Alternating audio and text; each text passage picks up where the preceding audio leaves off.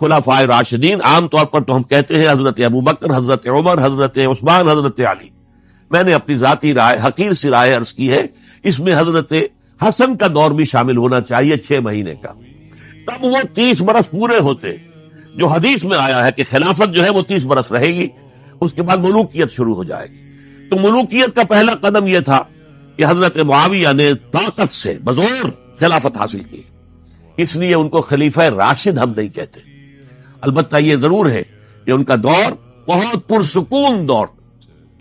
البتہ جب 10 برس گزر گئے حضرت معاویہ کے دور حکومت کو، اب میں یہاں لفظ خلافت کی بجائے دور حکومت استعمال کر رہا ہوں، جو کہ خلافت راشدہ سے ذرا اس کا فرق واضح ہو جائے. تو اس وقت ایک اور صحابی، جلیل القدر صحابی مغیرہ ابن شعبہ رضی اللہ تعالی عنہ، وہ حضرت معاویہ کے پاس آئے اور انہوں نے یہ کہا